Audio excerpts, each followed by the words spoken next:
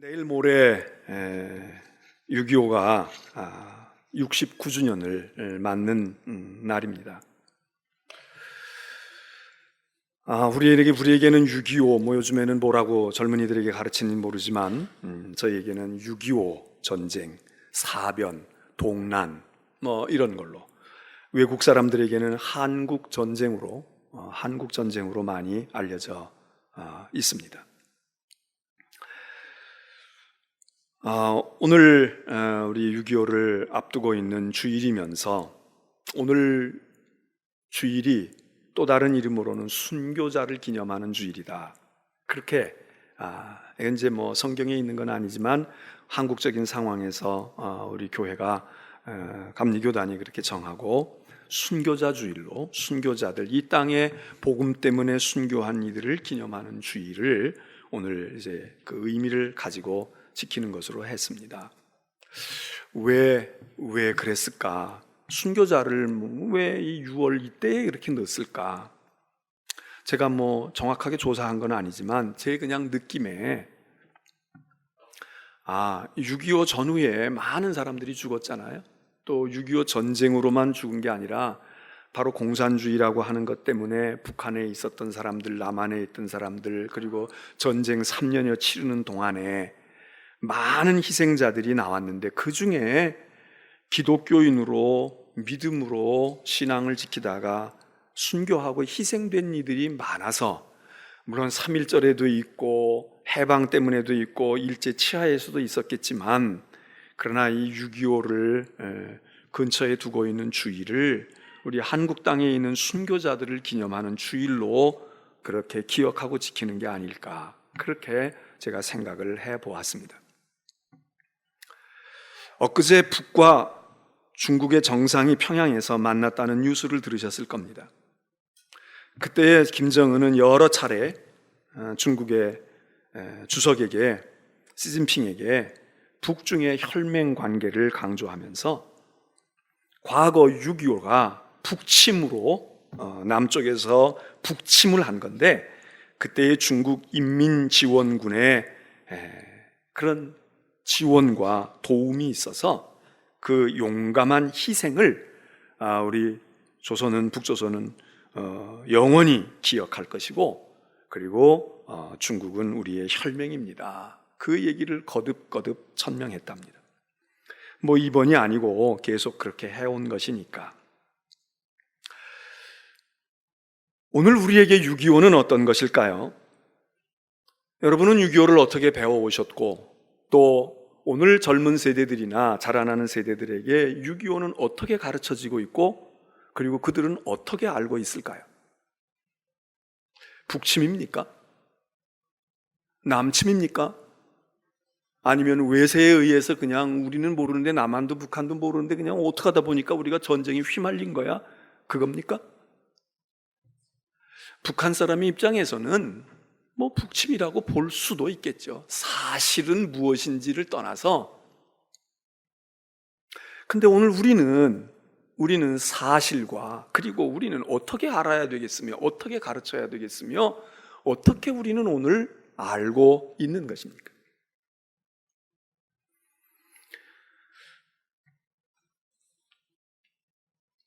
사실 우리가 여러 가지 현대의 역사를, 우리 근현대사, 한국의 근현대사를 이야기할 때 크고 중요한 사건들이 얼마나 많이 있습니까?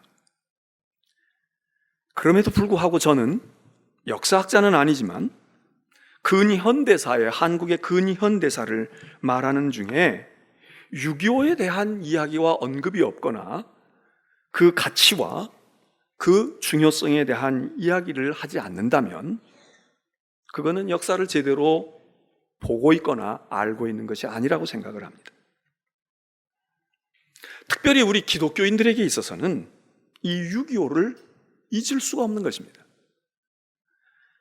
국군과 유엔군과 아무 까닭이 없는 그냥 일반 백성들이 많은 희생을 당했지만, 그들 가운데서 많은 믿음의 크리스천들이 이때 순교를 당했거나 고통을 받았거나 괴로움을 받은, 우리가 일본에 대해서 뭐라고 이야기하지만 일본 사람들이 36년의 통치를 했고, 또 그리고 그 전에도 합병을 하기 전에도 벌써 근세조선 말에 우리 민비를 시해하는 일을 비롯해서 고종 황제 순종에 이르기까지 자기들이 막 쥐고 흔들어서 사실은 36년, 7년이 문제가 아니고 그 전에도 벌써부터 우리나라를 짓밟았지요.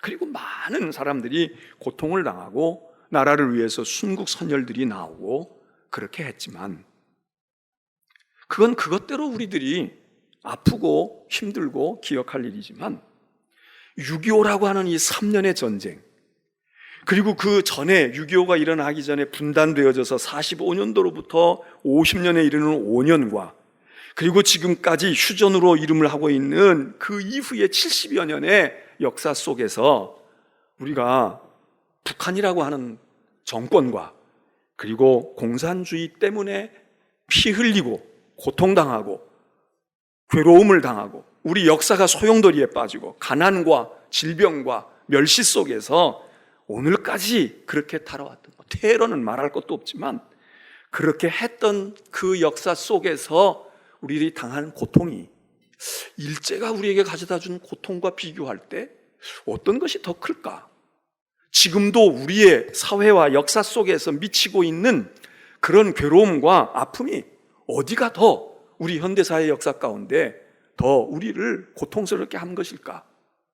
보는 관점에 따라 다를 수 있겠지만, 그러나 저는 이 3년의 전쟁과 그 전에 있었던 일과 그 후에 되어졌던 남과 북의 관계가 우리에게 너무나도 크고 고통스러운 아픔과 괴로움과 트라우마가 아닐까.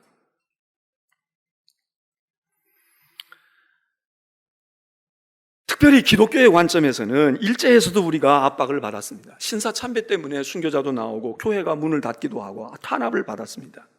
그러나 일제는 탄압은 가했지만 그래도 일제 치하에서 교회는 여전히 부흥했습니다. 고문을 당하고 끌려가고 죽고 고등계 형사가 예배 시간에 와서 앉아서 압박을 가하고 했지만, 그런데 북한 공산주의는 몇 년 만에 교회 씨를 말렸습니다. 교회를 다 파멸했습니다. 오늘까지도 교회가 탄압받는 지구상에 가장 탄압받는 나라 가운데 손가락에 꼽는 나라가 바로 북한 아닙니까? 그 정권 아닙니까? 그들이 가지고 있는 체제와 그들이 가지고 있는 많은 것들 가운데 많은 사람들 이야기가 성경에 있는 하나님에 관한 것을 가져다가 하나님, 예수 그리스도, 성령, 그렇게 되어 있는 삼위일체로부터 시작해서 교회가 가지고 있는 근간을 북한 공산 체제, 정권을 유지하는 그런 틀에다가 다 적용을 해서, 그래서 그렇게 거기다가 김일성, 김정은, 김정일, 그렇게 3부자가 3대에 걸쳐서 그렇게 자기들의 독재와 탄압을 하면서, 그러면서 종교까지 신앙까지 말살해버린, 여러분 우리가 이걸 어떻게 생각해야 됩니까?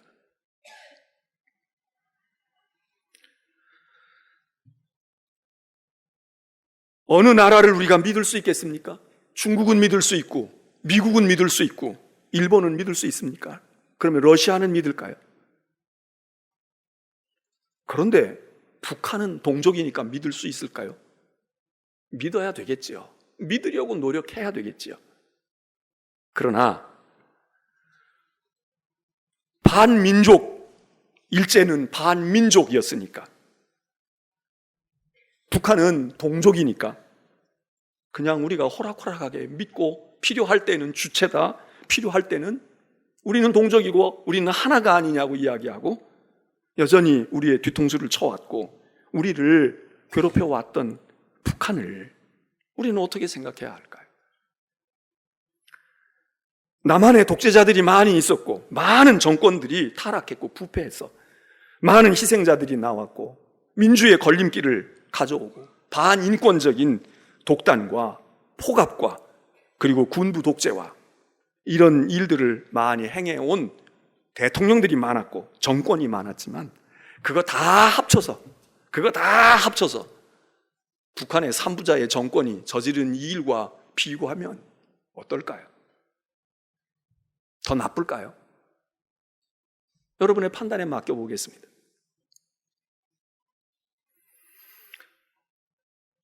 여러분, 기독교는 평화인 것을 아십니다. 예수님이 분명히 평화의 왕으로 오셨다고 했습니다.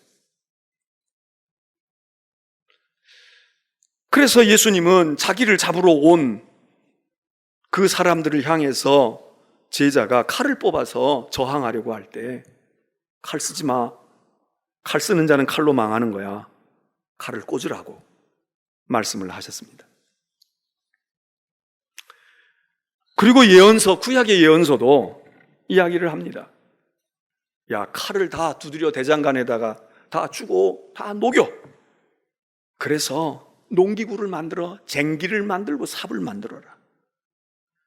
창을 대장간에 갖다 주고 다시 두드려서 낫을 만들어.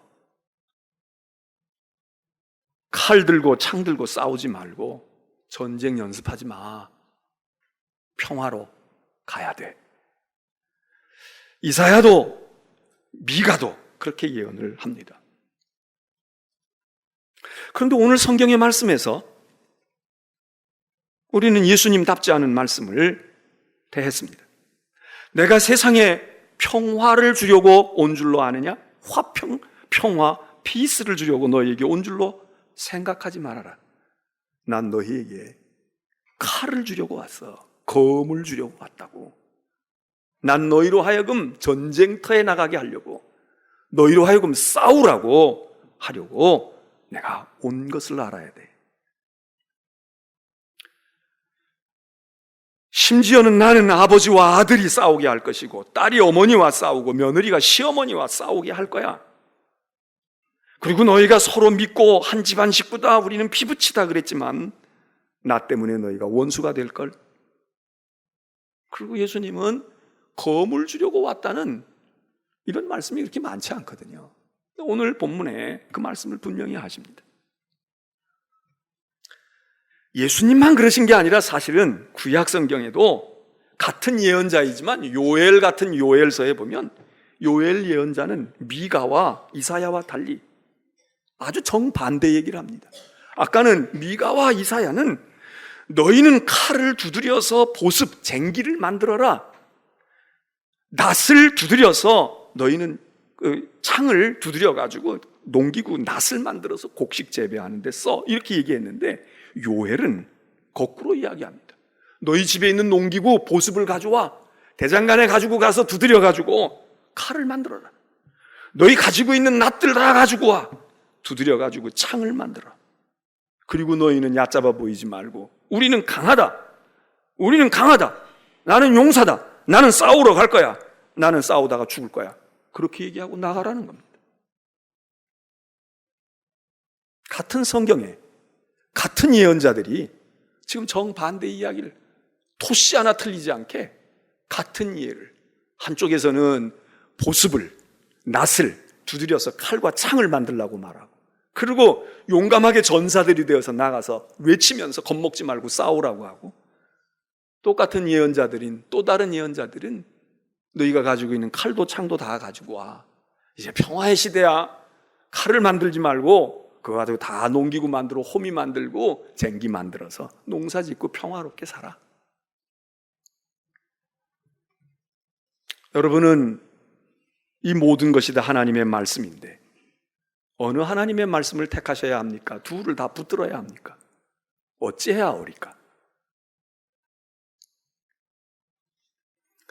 오늘 예수님께서 말씀하신 이 말씀에서는 분명히 검을 주려고 오셨다는 거예요. 싸워라. 여러분은 정말 평안하십니까? 그리고 여러분은 평안을 위해서 그래 칼도 내려놓고 창도 내려놓아야 한다고 생각하십니까?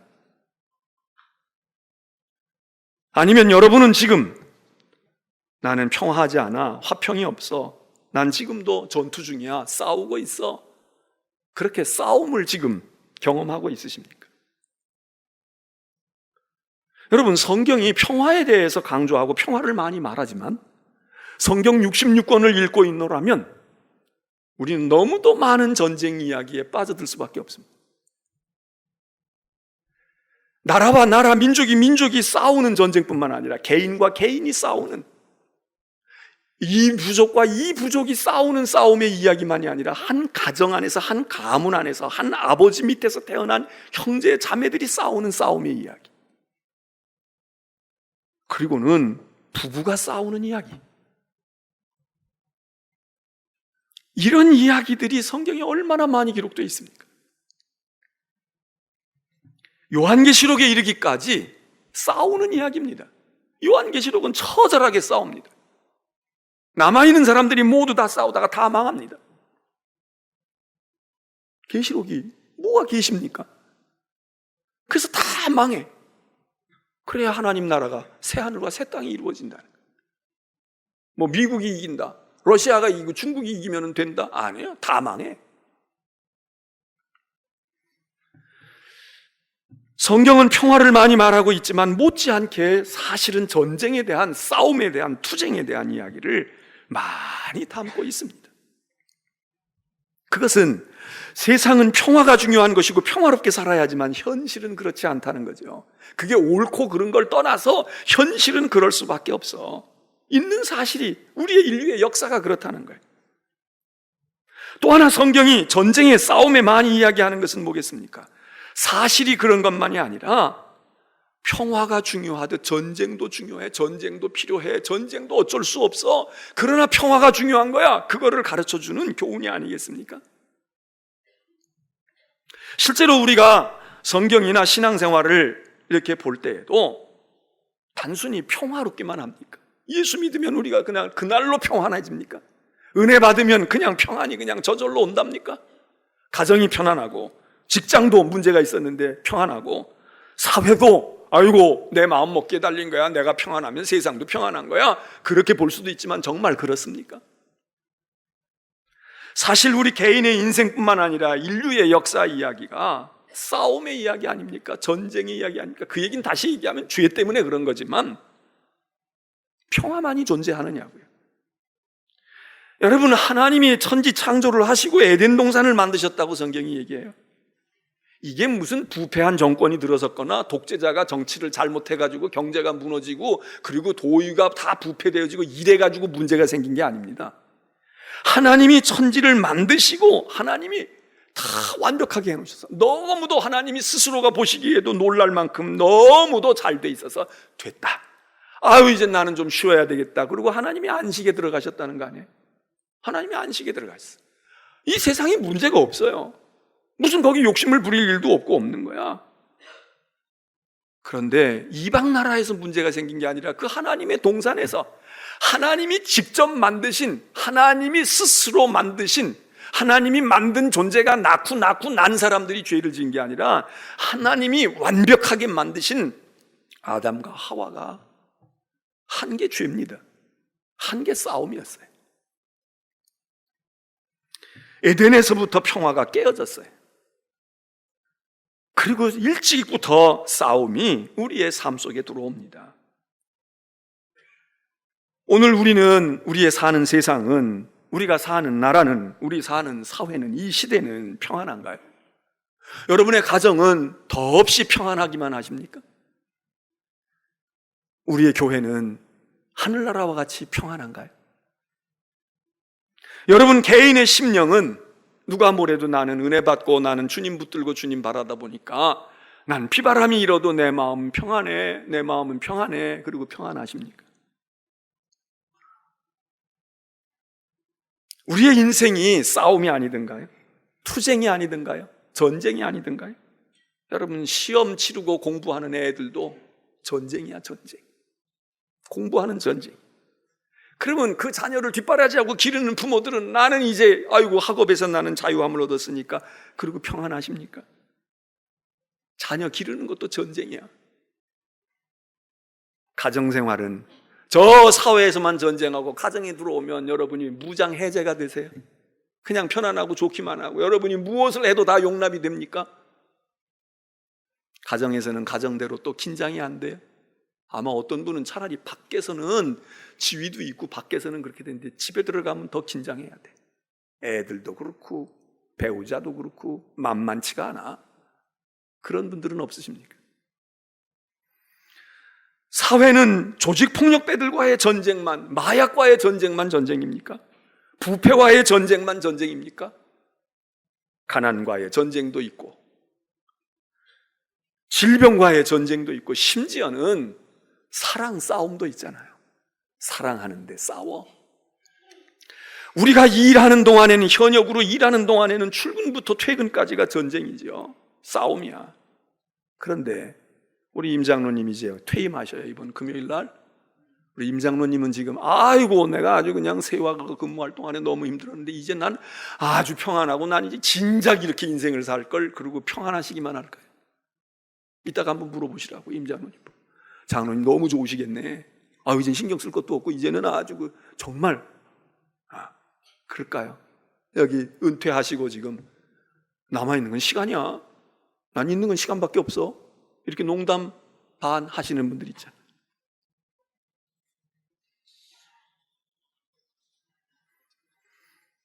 여러분, 우리의 인생이 그야말로 야곱의 이야기대로 험한 세월을 보냈다. 험하다는 게 뭡니까? 싸운다는 얘기지.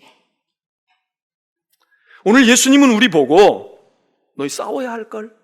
신앙생활하면서 얻는 평안도 있지만 너희 싸워야 될 거야. 너희는 싸워야 돼. 내가 검 줄게, 칼 줄게.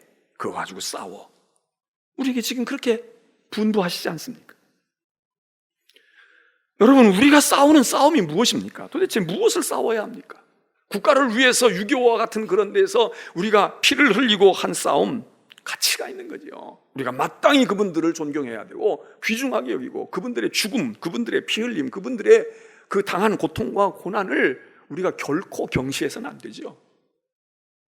적어도 나라가 강건해지고 부강해지려고 하면 그거 하나는 분명하게 해야 합니다. 그 어떤 이들보다 유니폼을 입고 있는 사람들, 뭐 의사의 가운을 입은 분들도 그렇지만 국가가 준 것 때문에 어떻게 보면 멍해와 같고 어떻게 보면 이게 사명인 것 같고, 군인이 됐든 소방관이 됐든 국가의 무엇을 위해서 그렇게 향하는, 또 우리 믿음을 가진 사람들은 그리스도와 복음을 위하여 이런 성의를 입었거나 무엇을 입고 있는 유니폼을 입은 사람들에 대해서, 여러분 직장에서 직장의 유니폼을 입은 사람들을 그 직장 사람들이 존경해 주어야 그 직장이 잘 되는 거지. 알기를 우습게 알면 그 직장 하겠다는 거겠습니까? 딴 사람들이 볼 때는 저거는 뭐 어쩌고 저쩌고 막 그래도 적어도 그 직장에 몸을 담고 그 직장에서 일을 맡아서 하고 있는 사람들은 자기 회사의 유니폼에 대한, 자기 제복에 대한, 자기의 옷에 대한 그런 자부심과 뭐가 있어야, 의사가 입은 흰 가운에 대한 자부심과 그거에 대한 무엇이 있어야, 명예가 있어야 그게 되는 거지.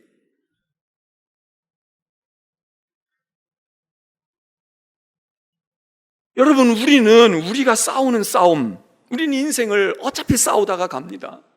나중엔 병과 싸우잖아요. 다 누구든지 병과 싸우는 거야. 근데 그 싸움에서 우리들이 이겨야 하는데, 우리가 싸우는 싸움이 예수님이 싸울 필요가 없어. 그건 싸울 가치가 없는 싸움이죠. 우리가 예수 믿기 전에 그런 싸움을 우리가 목숨 걸고 싸웠단 말이에요. 근데 예수 믿고 가치관이 달라지고 인생관이 달라지면서 우리는 싸움을 전혀 안 하는 평화주의자로, 그냥 나는 이래도 저래도 평화주의자가 아니라, 그런 싸움들에는 이제 더 이상 싸울 의미가 없어, 싸울 필요가 없어, 저렇게 싸울 필요는 없겠구나. 그리고 그 싸움은 평화주의자가 돼. 근데 예수를 알고 신앙을 가지면서부터 전에는 별로 의미가 없고 별로 그렇게 싸울 일이 없었는데 이제 새로운 싸움이 우리에게 시작된다. 그거 아니겠어요? 싸워야 할 것을 싸워야 하고 싸우지 말아야 할 것을 싸우지 않아야 되는데, 예수를 모르고 복음을 몰랐을 때는 싸우지 않아야 될 것을 싸웠단 말이에요. 예수 믿고 난 다음에는 그 싸움은 안 하지만 싸워야 할 싸움, 서신은 혈과 육에 대한 싸움, 그 씨름이 우리의 과거의 옛사람의 씨름이었는데, 내 인생의 싸움이 그거였는데, 먹고 마시기 위한 것이었는데 이제는 그게 아니고 하나님의 나라를 위한 싸움이고 혈과 육이 아닌 영에 대한 싸움, 그렇게 말을 하고도 있습니다. 여러분, 우리는 분명히 예수 믿고 새로운 싸움을 해야 됩니다. 전과 다른 종류의 싸움을 싸워야 돼. 그냥 우리는 예수 믿고 아무것도 안 싸운다? 여러분, 신앙을 그렇게 할 수는 없습니다. 근데 사람들이, 여러분, 아담이 싸웠어야 해. 제가 늘 얘기했지만 누구와? 자기 부인과 싸웠어야 한다고. 언제? 선악과를 따먹자고 할 때 싸웠어야 해. 요즘 같으면 이혼을 하고 별거 하는 한이 있어도 너하고 나하고는 일심동체지만 말이야, 너 그거 먹겠다고 그러면 나는 먹을 수 없어. 내가 독약을 주어도 같이 먹지만 선악과는 내가 먹을 수가 없다. 이러고 뭐 절연을 선언하든지 뭘 어떻게 했어야 될 거 아니에요? 근데 이 인격자께서 주는 대로 받아먹고, 당신이 주는 건 검증할 필요가 뭐 있겠어? 또 설사 문제가 있더라도 당신이 지옥에 가면 나도 지옥에 가야지. 얼마나 금슬이 좋은 부부입니까? 그래서 오늘 우리가, 후손된 우리가 이 고통을 받는다는 거야. 우리 할아버지 할머니 잘못 둔 죄로. 아담은 하와와 싸웠어야 해요. 근데 그 싸움을 안 싸운 거야. 여기 성경이 얘기해. 아버지와 아들이 싸워야 될 거야. 딸과 어미가 얼마나 친합니까? 아버지와 아들은 좀 싸울 수 있어요. 그러나 딸과 어미가 싸워요? 잘 안 싸워. 여러분, 모세도 싸움을 많이 했어. 아브라함도 싸움을 했어요. 아브라함도 자기 믿음의 조상이다 어쩌다 그러지만 성경 보면 수백 명의 자기 사병을 거느렸어. 군사를 거느렸다고. 아브라함이 기도만 한 줄 아세요? 싸움도 잘했어. 전쟁도 잘했다고. 그래서 자기 조카나 자기 가족들이 문제가 생겼을 때 가서 구출해와. 특공대 보내가지고 구출해와. 전리품 가지고 다 빼앗아 가지고 와. 그래서 그때 11조 바쳤다는 거 아니에요. 그런데 모세도 싸워야 할 때 안 싸운 격이 있는 것 같아. 가나안에 정탐하고 12명을 보내고 난 다음에 들어와서 보고해야 하는데 10명은 안 된다. 가면 다 몰살이야. 죽어. 이거는 개죽음이야. 안 돼. 두 사람만 가야 돼요. 그럼 모세가 민주주의적인 사람이어서 10명의 의견을 듣고, 그러면 나는 갔으면 좋겠지만 너희들이 그러면 말았다는 거 아니에요? 모세의 비극이고 이스라엘의 비극입니다. 그때 그 10명과 싸웠어야 해. 너희들 10명이 다 떨어져 나가. 두 사람 갈래? 나도 갈 거야. 같이 가보자. 그러면 그 10명 중에서 되돌아오는 사람도 있을 거고, 안 돌아와도, 그리고 가다가 어차피 이래도 죽고 저래도 죽는 건데 죽었더라면 아마 역사가 달라졌을지도 몰라. 여러분, 빌라도도 싸웠어야 해요. 유대인들이 예수를 잡아 죽이라고 이야기할 때 자기가 다 조사했잖아. 죄가 안 나왔다고. 죄가 있다 손 치더라도 사형에 처할 만한 죄가 없다고 빌라도가 이야기해요. 분명히 전명을 해. 그런데 유대인들이, 당신 그러면 로마 황제에게 우리가 청원 넣을 거야? 청원 게시판에다가 막 댓글 올 거야? 수십만 건 올라가면 당신 총독 둘이 날려보낼 거야? 그러니까 빌라도가 마음을 바꾸잖아요. 타협하잖아. 내어주는 거야. 그래도 찜찜하니까, 야, 혹시 이러다가 무슨 벌 받으면 나는 상관없어? 나는 없다고? 그러니까 너희들 후손들에게 피로 돌아가는 거야. 너희들 후손의 피로 돌아가는 거야. 그리고 손 씻고서는 발쑥 빼잖아요. 그때 빌라도가 싸웠어야 돼. 총독에서 물러나더라도. 내가 볼 땐 죄가 없어. 황제가 내가 얘기할 거고 황제가 못 알아들으면 할 수 없지. 무고한 사람을 죽일 수는 없다. 그랬어야 되는데. 그래서 오늘도 우리가 오늘 예배 시간에도 사도신절을 신앙으로 고백했지만 뭐라고 고백합니까? 우리의 구주 되신 예수 그리스도가 본디오 빌라도에게 고난을 받으사. 우리 입으로 저주하는 거야. 우리 입으로 저주하는 거야. 우리 주님이 물론 우리의 죄 때문에 십자가를 지셨지만 바로 그 본디오 빌라다 그 녀석이 말이야. 그 사람이 십자가에 내어주는 바람에 주님이 십자가에서 죽음을 당했어. 본디오 빌라도 2000년을 두고, 아니 주님 오실 때까지 앞으로도 2000년이 될지 200년이 될지 그리스도인들이 신앙을 고백할 때마다 본디오 빌라도를 저주합니다. 여러분, 우리가 싸울 싸움이 있어요. 우리는 신앙생활하면서 우리가 신앙생활하지 않아도 그냥 세상적인 삶을 살아도 우리가 싸운다고 말하잖아요. 야, 진짜 싸우는 거야. 진짜 이거 싸우나? 애하고도 싸우고 세상과도 싸우고 남과도 싸우고 나와도 싸우고. 그러나 여러분, 싸울 싸움을 싸우고 싸우지 말아야 할 싸움을 싸우지 않아야지요. 회피하지 말아야 할 싸움은 싸워야 하고, 그냥 양보하고 그러고 세상과 달리 이거는 그래 내가 까짓 거 그리고 접을 건 접어야 하는데, 여러분 우리는 거꾸로 하지 않을까요? 싸워야 할 싸움은 다 포기해, 다 버려. 그리고 싸우지 말아야 될 싸움에 목숨을 걸고 인생을 허비하고 시간과 물질과 모든 정성을 다 쏟아붓고 있지 않습니까? 이 싸움이 무엇일까? 오늘 성경 본문에 의하면 이 싸움은요, 예수 때문에 생긴 싸움이야. 예수님이 뭐 어디 가서 뭘 얻어와라, 뭘 탈취해와라 그러지 않았어요. 근데 나 때문에 너희가 싸울 거야, 나 때문에 싸울 거야. 우리가 이 싸움을 얼마나 했나요? 이거는 예수가 아니고 신앙이 아니면 싸울 이유가 없어. 싸우지 않아도 되는데, 이건 예수님 때문에 믿음 순종하고 말씀을 순종하고 실천하려고 하다가 신앙을 지키려다가. 근데 예수님은 이 말씀을 하면서 이렇게 얘기해요. 나를 더 사랑해야 되는데 나보다 더 사랑하는 자가 있으면 그것들과 싸워라 이거예요.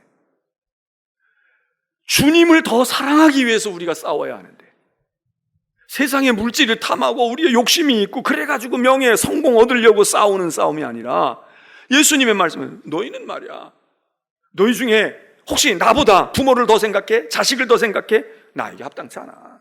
너희는 그 싸움을 싸우고 정리를 해야 돼. 여러분, 이 얘기 아닙니까? 오늘 우리가 싸우는 싸움은 주님을 택하려고 하는, 우리가 북한의 정권이나 북한에 대해서 이야기하는 것도 그냥 뭐 체제가 다르다? 자본주의니까? 아니고 공산주의니까? 여러분, 그런 차원보다는 그게 저 그리스도의 행태를 보이고, 거기가 하나님이 기뻐하시지 않는 많은 교회들을 무너지게 하고 믿는 성도들을 다 고난과 도탄에 빠뜨려서 완전히 씨를 말려버리는 이런 문제들 앞에서 우리가 우리가 싸워야 할 상대네. 우리가 싸워야. 그러니까 밀가루도 보내주고 쌀도 보내줘야죠. 보내주는 건 보내줘야지. 그러나 그대로 그거 먹고 더 잘 싸워라, 더 잘 그렇게 해라, 이렇게 할 수는 없잖아.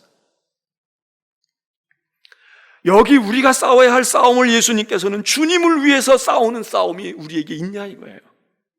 여러분, 우리가 세상에 사업하기 위해서 노조와도 싸울 수 있고 이웃과도 싸울 수 있고 경계선을 놓고 뭐라고 다툴 수도 있고요, 네가 옳으니 내가 옳으니 할 수도 있어. 그러나 지금 여기서 얘기하는 건, 너희가 싸워야 할 싸움은 나 때문에 주님을 더 사랑하기 위해서, 주님을 최고로 사랑하는 그런 데 연유가 되어진 싸움.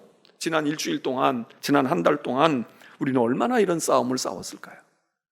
대개가 다 우리 이익과 관계되지 않습니까? 내 자존심, 그 알량한 자존심, 내 명예, 내 지위, 내가 이렇게 있는데, 내가 이랬는데. 또 하나, 오늘 말씀에서 예수님이 말씀하신 이 싸움은, 예수님이 우리에게 칼을 주시는데, 칼이라는 건 뭡니까? 칼은 물론 나를 지키는 방어용도 되지만 상대를 무찌르고 상대를 꿇어 엎드게 하고 상대를 파멸에 이르게 하는 공격용 무기가 아닙니까? 그럼 이 얘기는 뭐예요? 싸워서 이기라는 얘기 아닙니까? 초토화시켜라, 다 제거해버려, 없애버리라고. 상대를 쓰러뜨리라는 게 칼이고 창 아닙니까? 그런데 오늘 예수님께서는 칼을 쥐어주시면서 뭐라고 말씀하십니까? 그런데 너희들이 말이야, 누구든지 정말 전쟁에서 이기고 나를 쫓아와서 내 휘하에 정식의 군사가 되려고 하면 너희는 십자가를 지고 나를 따라야 돼. 너희는 십자가를 지고 따라야 돼. 이 무슨 얘기입니까? 여러분, 칼과 십자가가 어떻게 공존합니까? 십자가는 칼을 빼앗긴 자가 지고 가는 겁니다. 칼을 가지고 있는데, 칼이 지금 맹위를 떨치고 있는데 왜 십자가를 져요? 십자가는 전쟁에 패한 사람에게 주는 형벌 아니에요? 자기 십자가를 지고 나를 따르지 않는 사람, 내게 합당치 않아. 너 나를 위해서 싸우지만은, 너 나를 위해서 싸워가지고 그 적대하는 세력들을 다 제압하고, 그리고 당당하게 개선장군처럼 칼을 높이 들고 승전가를 부르고 개선문을 통과해서 나에게 오고 나를 따르라, 이렇게 말하지 아니하고 십자가를 지고 나를 따르지 않으면 내게 못 올걸. 여러분, 모순입니다. 이거는 앞뒤가 맞지 않는 이야기입니다. 근데 예수님이 이렇게 말씀하셔요. 그 칼은 알고 보았더니 상대방을 찌르고 죽이고 피 흘리게 하고 쓰러뜨리는 칼이 아니라 나를 찌르는 칼이었어요. 나를 찌르는 칼. 자해하라는 얘기가 아니잖아요. 너 칼 차고 있지만 네가 십자가를 져야 돼. 아예 칼 없이 십자가를 치면 사람들이 얕잡아 보죠. 내가 아는 게 없어서 말 못해. 내가 돈이 없어서 내가 굶고 앉았어. 근데 내가 넉넉히 더 잘 살아. 더 잘 먹을 것도 있어. 근데 검소하게 살아. 내가 배운 게 많고 이론이 반듯해. 근데 뭐라고 얘기하는데 몇 마디 하다가 그래 알았어요. 그래요. 그러고서는 다 삼켜버려. 그리스도인들은 칼을 차야 합니다. 칼이 있어야 돼. 여차하면 뽑아서 한번 보여줄 수도 있어. 너 까불어? 한번 해볼래? 왕의 검 같은 보검을 가지고 있어서 어떤 칼도 어떤 방패도 뚫을 수 있는 검을, 누가 주신 검, 능력의 검, 주님의 검이 우리에게 딱 꽂혀져 있어요. 뽑아서 휘두르면 그냥 추풍낙엽처럼 떨어뜨릴 수 있어. 말하면 말, 힘이면 힘, 돈이면 돈, 명예면 명예, 능력이면 능력 할 수 있어요. 그런데 칼집에 꽂아두는 거야. 칼집에 꽂아두는 거야. 그리고 십자가 지우면 십자가 지고 수갑 채우면 수갑 차는 거야. 내가 너에게 검을 줄 텐데 십자가를 져라. 야, 여러분 칼 가지고 이걸 잘 써라 이렇게만 하도 어려운 건데, 칼 없으니까 넌 십자가 져야 돼. 괜히 섣불리 그랬다가 너 안 돼. 이렇게만 해도 이게 힘든 건데, 여기 쓸 수 있는 칼이 있어요. 주님이 주신 보검이 있다고. 그런데 이거 못 써먹고 이거 여기다가 차고 속이 얼마나 끓어. 할 말이 태산 같아. 말하면 내가 저기서 한마디 하면 난 10마디 20마디도 얼마든지 논리로도 극복할 수 있고, 그리고 내가 사람을 설득해서 내 편으로 만들어 올 수도 있어. 하늘에 영을 불러서 천군 천사를 불러서 그냥 다 한꺼번에 다 초토화시켜 버릴 수도 있어. 그런데 주님이 다 참고 계시잖아. 다 조롱하잖아. 네가 하나님의 아들이면 해봐. 불러오라고. 12군단도 되는 더 큰 군사들이 천국에 있다는데, 하늘에 있다는데 불러와봐 한번. 여기 와서 한번 우리하고 붙어보자고.